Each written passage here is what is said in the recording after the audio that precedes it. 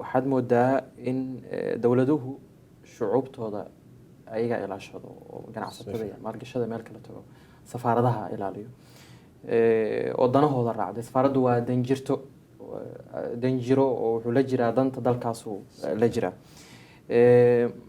ma isleedahay dowladda Soomaaliya wali dhag jalaq oo ma aysan siin arrintani khatarta ku ah xiriirka labada wadan, xiriirka labada bulsho saameyn karo oo ay ahayd inay arrintaas ka hadasho oo soo farageliso. Isa Turkidu waa lama taabtaan. Horta xaqadu waxay tahay wadamadu wax yarna ha noqotee wax isuma cafiyaan markay noqoto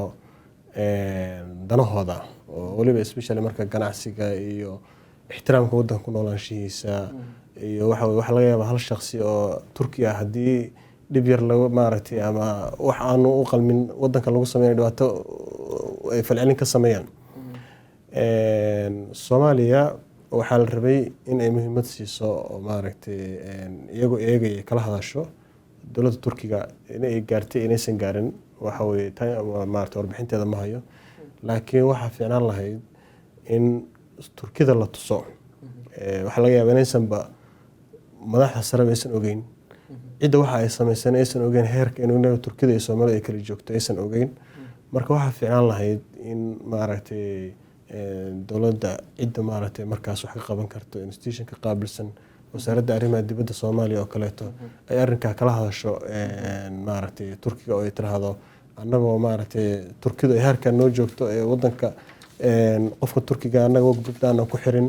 oo ay si fiican uga shaqeystaan oo ilaahay dhaqaalaha ee wadanka dhan ay gacanta ku hayaan asoo soo dhaweeyno in Soomaalidii maaragtay lagu dhibo meherada yaryar oo ay maaragtay meesha ka furtaan kolley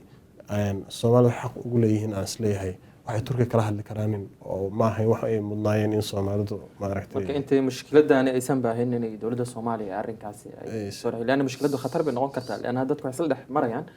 nacayb soo kordhay oo Turkida Soomaalida inay awalka hore Turkida lama taabtaan bay ahayd, laakiin bariyahan waxaa moodaa inay soo bedelaysa arrinkii kadib waxyaabihii dhacay.